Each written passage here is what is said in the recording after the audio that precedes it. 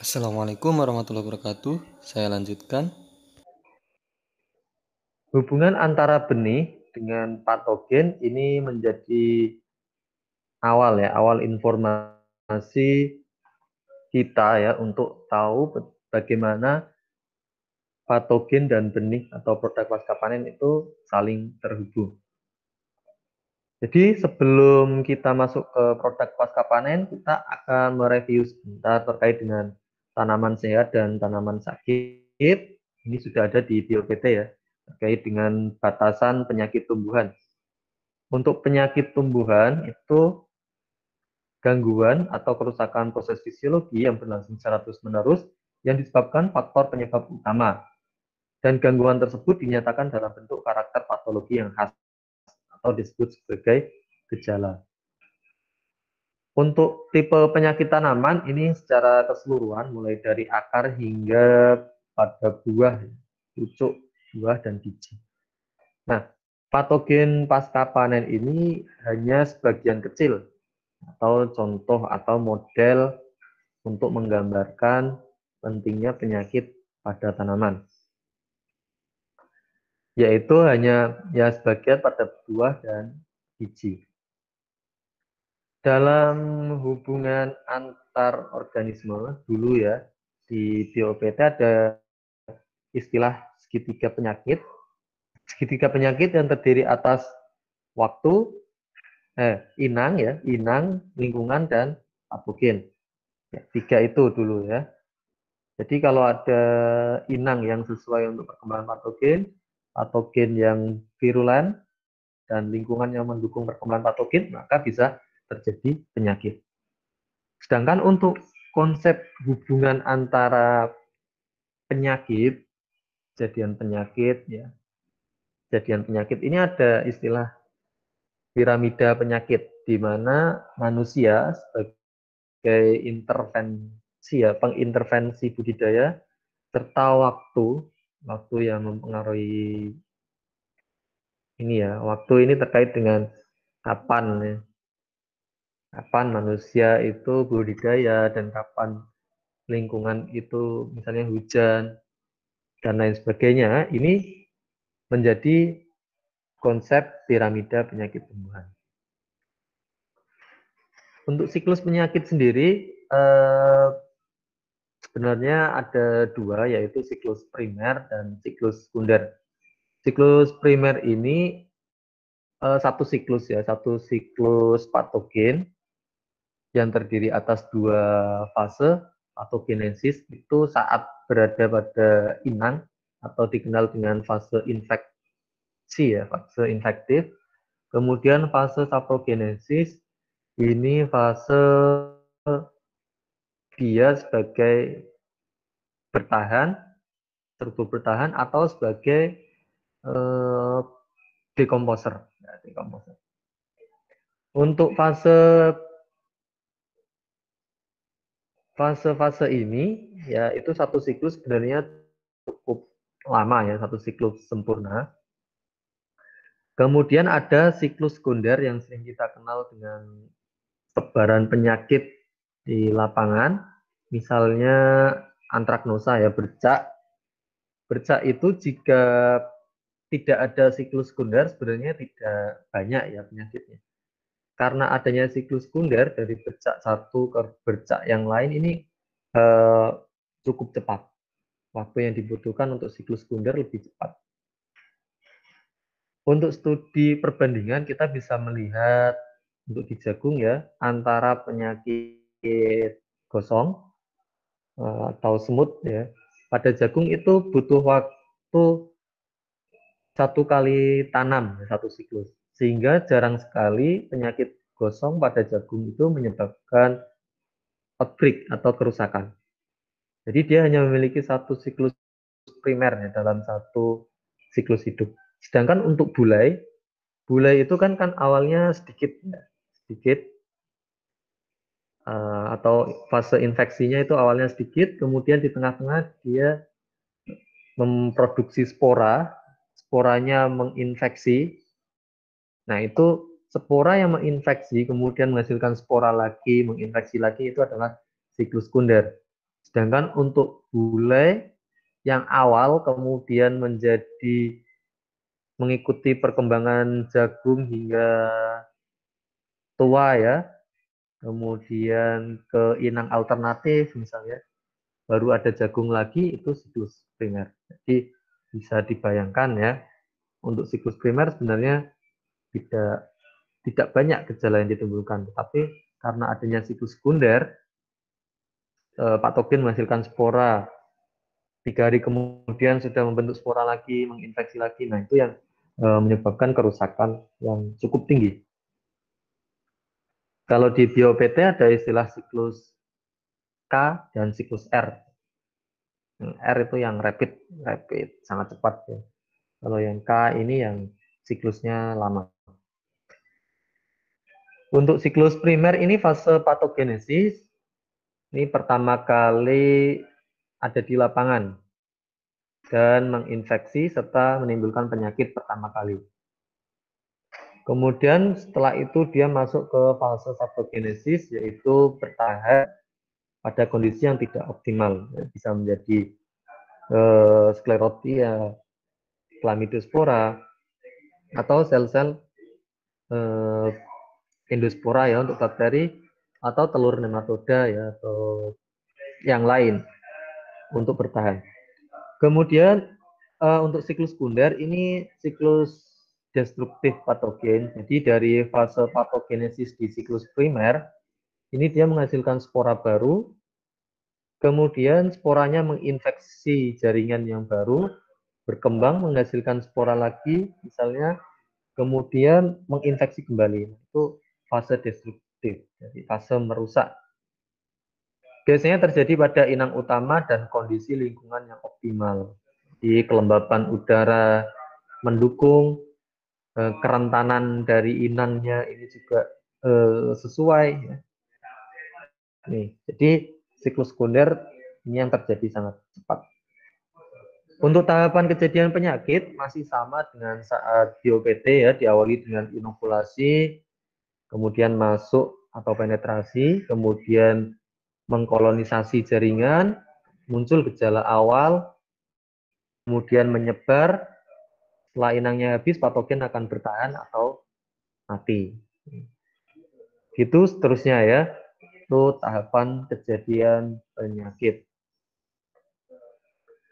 Kemudian untuk penyebaran, jadi penyebaran penyakit tumbuhan, ini juga sudah kita bahas bagian ya. Untuk saat ini kita bahas pada secara pasif pada benih ya, atau produk pasca panen. Jadi penyebaran patogen kan ada banyak, ada yang aktif melalui pergerakannya sendiri, pasif dengan bantuan faktor lain atau faktor lain seperti ya terbawa benih, terbawa vektor, kemudian kontaminasi dan lain sebagainya. Untuk strukturnya juga sudah kita bahas, ya ada ya berupa miselium, spora, sclerotia, rhizomorph, sel bakteri, partikel virus, telur, larva, dan nematoda biasa.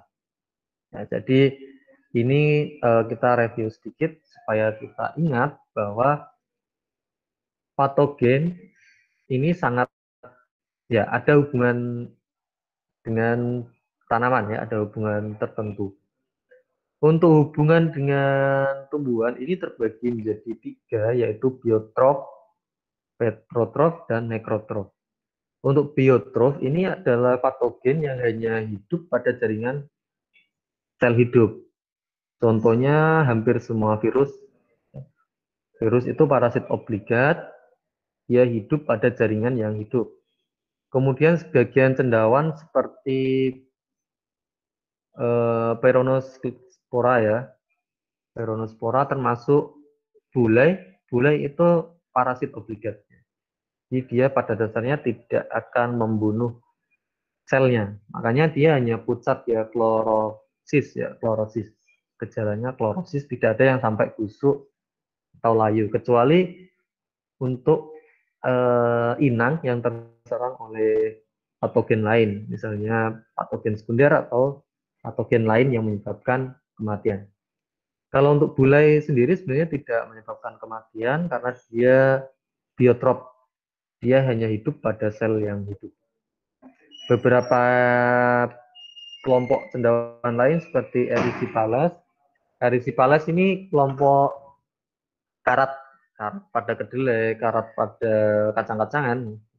Kemudian Uredinales ini karat pada jagung, dan Ustilaginales ini gosong pada jagung. Kemudian yang kedua pertotrof. Pertotrof ini menghasilkan toksin atau enzim hidrolisis. Ya. Enzim hidrolisis ini dia hidup pada sel yang hidup, kemudian menghasilkan enzim atau toksin untuk membunuh sel.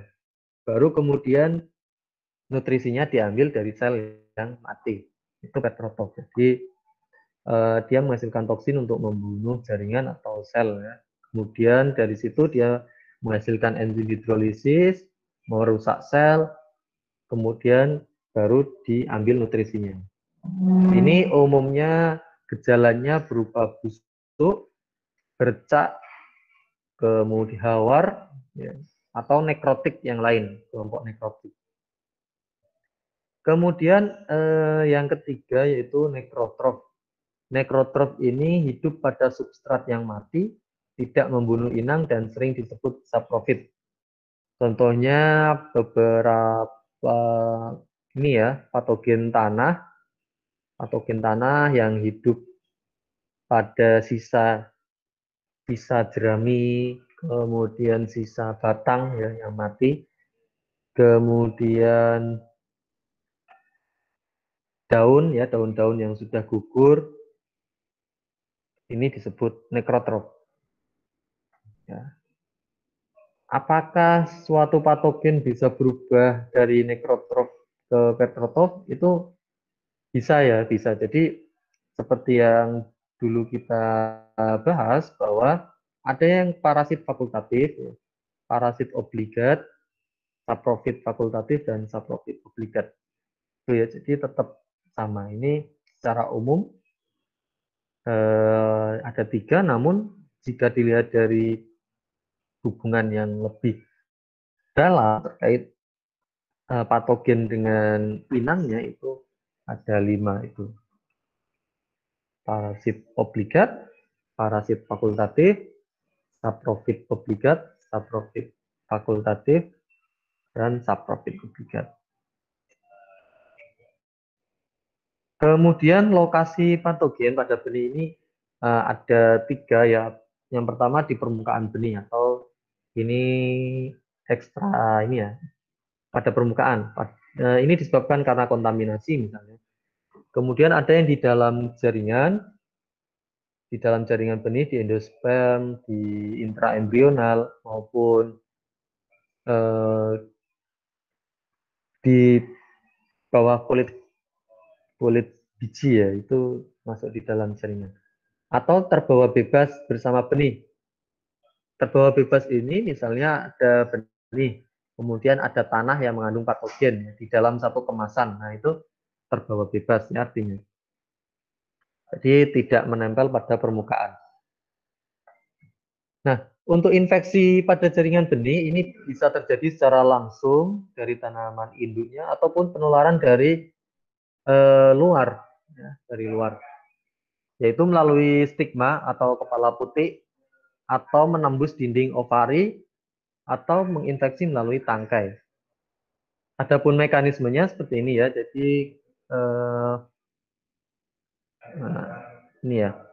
Jadi untuk gambar yang A, ini infeksi jaringan tanaman induk tadi ya secara langsung. Jadi tanaman induk itu awalnya memang sudah terinfeksi patogen. Umumnya ini yang bersifat sistemik, sehingga pada biji yang dihasilkan ini juga tertular. Kemudian infeksi melalui stigma.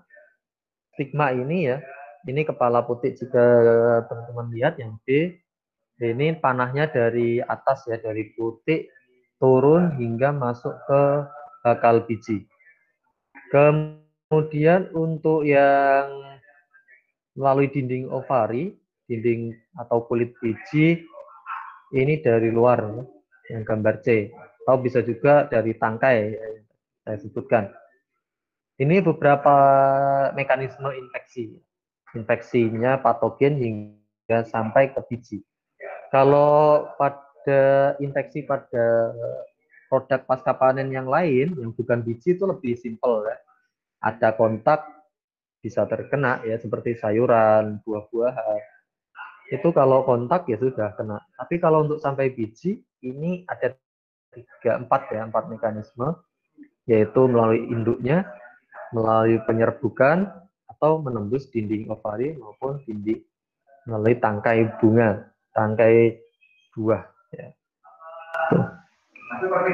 Untuk kontaminasi ini terjadi karena sisa tanaman atau butiran tanah yang terinvestasi ini terbawa bersama benih. Ini biasanya terjadi ketika panen, pengayaan, tracing, dan olahan pasca panen yang lain, atau kegiatan pasca panen yang lain. Saya cukupkan di sini. Jangan lupa disimak video berikutnya.